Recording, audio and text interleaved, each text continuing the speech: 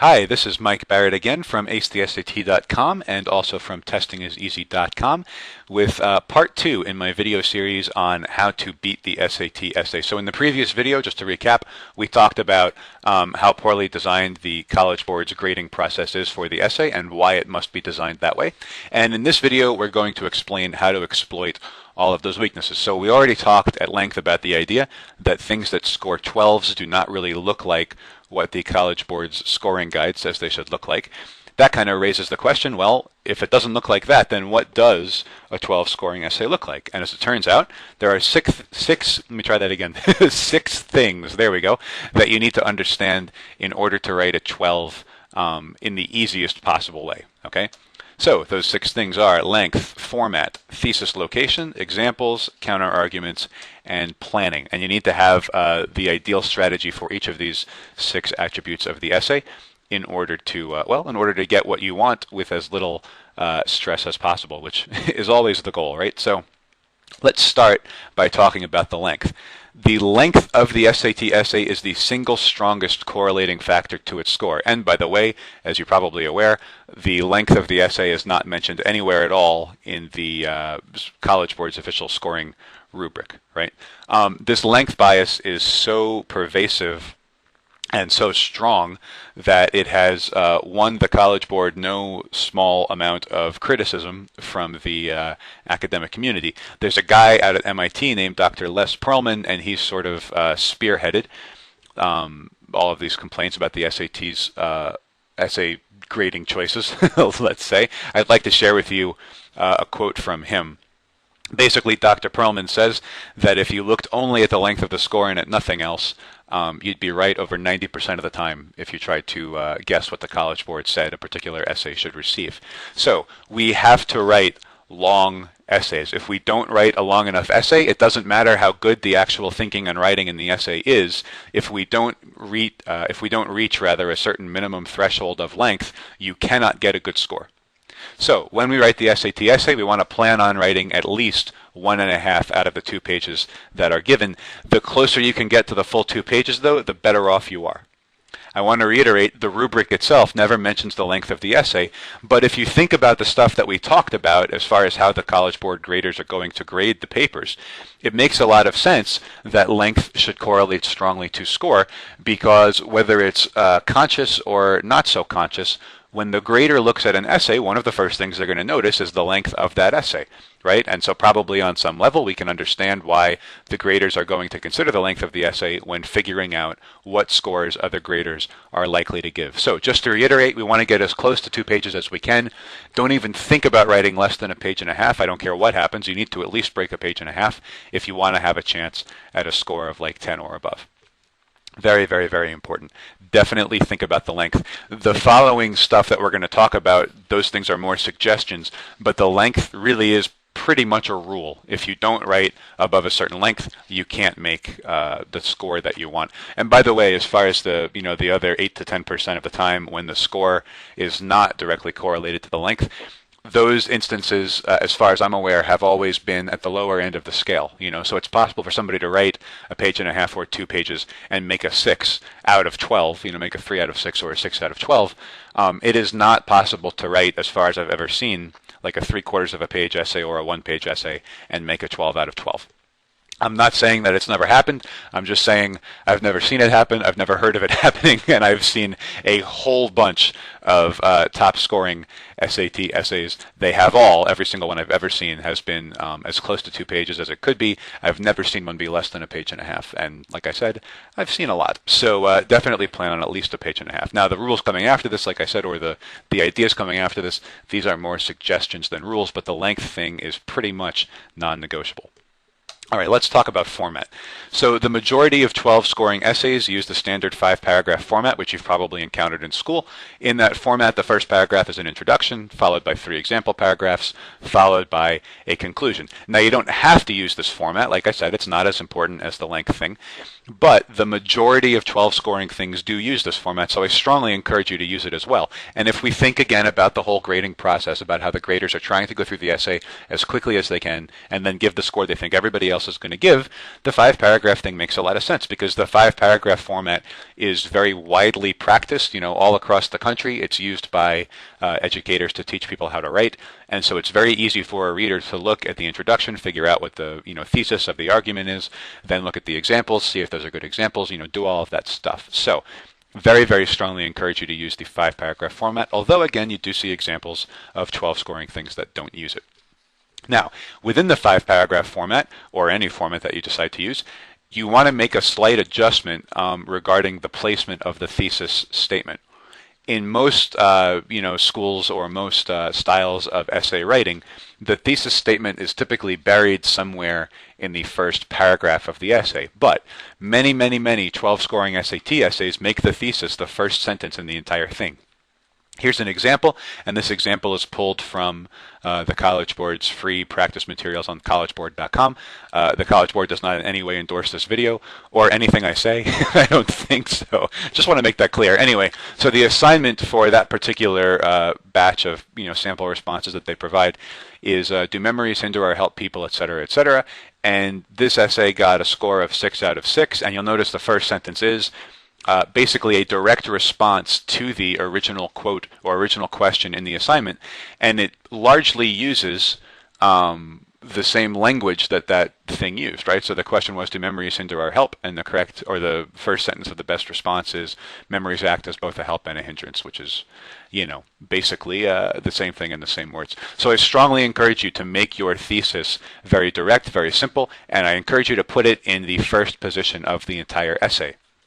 After the length of the essay is concerned, you're basically going to be graded on how well the examples support the thesis, and if the reader doesn't know what the thesis is, it's going to be very hard for you to get a very good score. So if you put the thesis in the first position, you pretty much guarantee that the reader will know what the rest of the essay is supposed to be about. Very, very important to do this. Again, you don't have to put it in the first position. They don't always do that, but I strongly, strongly encourage you to do it because it is a thing that you see very, very frequently in 12 scoring essays, and it stands to reason that readers would respond positively to that. Now, let's talk about the examples that you can get away with on the SAT essay.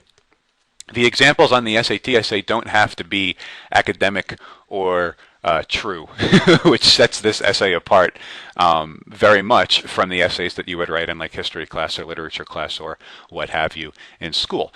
And this is one of the other major complaints that people like Dr. Perlman have about the SAT essay, because in real writing, you can't just make stuff up to support what you want to say, but on the SAT essay, not only can you do that, in certain ways you're almost rewarded for doing it, because just making stuff up takes a lot less time, which in turn allows you to write more, and we've already seen how important the length is. So I don't care what anybody out there says, because a lot of people give a lot of terrible advice when it comes to the SAT essays examples.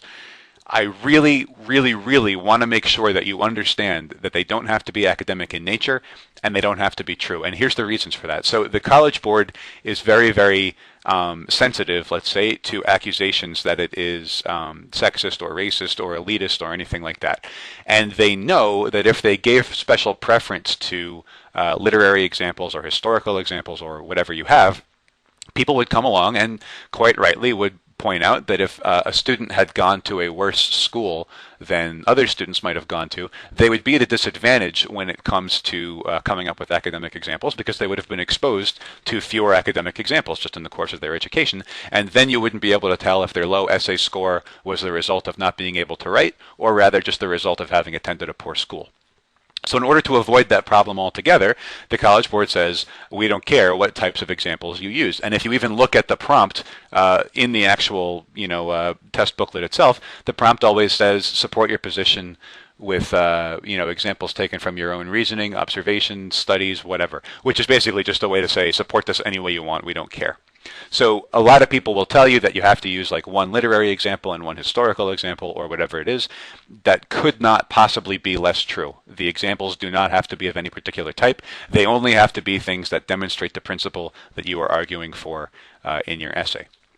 Now, as far as the fact-checking and the truthfulness of the examples, we also have to understand, again, the College Board is a slave to standardization. We've talked about that a lot, and if you prepare for the SAT in the smartest way, the way that you will do it is by exploiting this standardization. Well, if you were going to fact-check any of the essays in a standardized way, you would have to fact-check all of the essays to the same degree and with the same level of, well, let's say truthfulness or something like that.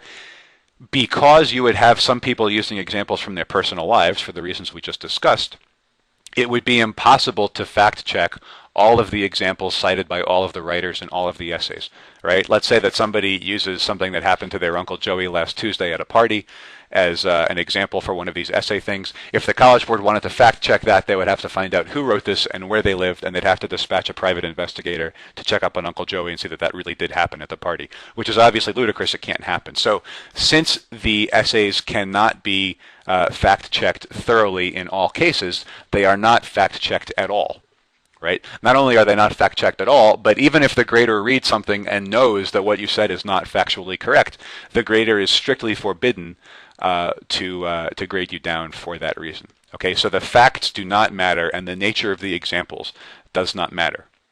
After the length thing, this is probably the single most important thing for you to grasp, because once you understand that the examples can quite literally be garbage, then you realize that there's not as much need to plan for anything anymore, because most of the things that you spend your planning time on for most in-class essays are going to be things related to the examples, making sure they're good, making sure they're true, and so on, and that is totally unnecessary here. All right, so now let's talk about the counter-arguments thing, because in real life, when you do good writing, you need to consider what people might say in response to you, and then respond to them, sort of anticipate their responses and respond on your own. On the SAT, this is really not a good idea. And again, that makes sense if we consider the grading process and how all of those things work, because when the grader is going to read through very quickly and is going to read several essays in a row, probably dozens, maybe even hundreds at a time, when they see that an essay is arguing both sides of an issue, they're probably not going to assume, oh, okay, this person is being very intelligent and trying to anticipate counter-arguments and respond to them. Instead, they're going to say, okay, this person is trying to have both sides of something and doesn't really know what they're trying to prove to me, so that's not a good thing. Right? You do not see a lot of 12-scoring essays that involve any consideration of counter-arguments that goes on for like more than a sentence or a phrase or something like that. So just avoid the whole thing altogether. Pick one side of whatever issue you're arguing and argue that side throughout. Very important to understand this as well. Okay, finally, let's talk about the planning, because the planning, of course, is really an important part of the whole process. As I have mentioned earlier, you basically need to fill up all of the 2 pages, or as much of the 2 pages as you possibly can, in the allotted 25-minute time. You already know what format you should use. You already know where the thesis is going to go. You already know the examples don't have to be true or academic in any way. You know that spelling and grammar don't count for much, right? So in light of all of these things, there's absolutely no reason to plan. Just go ahead and write the essay. Very important to understand this. So when for instance, I'm taking a test and I open up the booklet to write the essay, I see the prompt. Let's say that the prompt is something like, is beauty in the eye of the beholder? My first sentence automatically is going to be either beauty is in the eye of the beholder, period, or beauty is not in the eye of the beholder, period.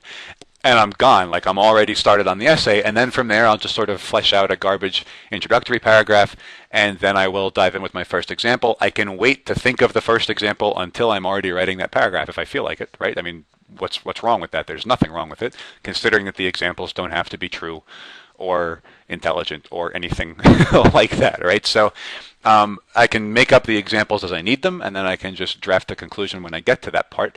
There really is no advantage to planning an SAT essay, especially when you consider the fact that you need to fill up 2 pages of stuff in 25 minutes, right? So think very carefully about the ideas that I've put out here in this video. They are really important, and they are things that most people overlook completely, and as a result, most people spend a whole bunch of time preparing for the essay and then don't get a very good score on it because they prepare for it in totally the wrong way. All right? In the next video, I'm going to explain to you how to work this whole essay thing into a bigger understanding of the SAT in general. Okay, we've seen that the SAT essay is nothing at all like a real essay, which is why people like Dr. Perlman are so dead set against it. And now I want you to see the implications that that has for your overall SAT approach. So thank you very much for watching this, and I will catch you in the next video. Definitely make sure you watch that one, because even though we've gone over all the stuff you need to know for beating the essay here, you really are going to want to see how that impacts the rest of your preparation. Or if you don't see that, you're going to do what most people do and just waste a whole bunch of time prepping for the SAT and not really get any better at it anyway. So please do make sure that you watch the next video, and I will talk to you then. Thanks. Bye-bye.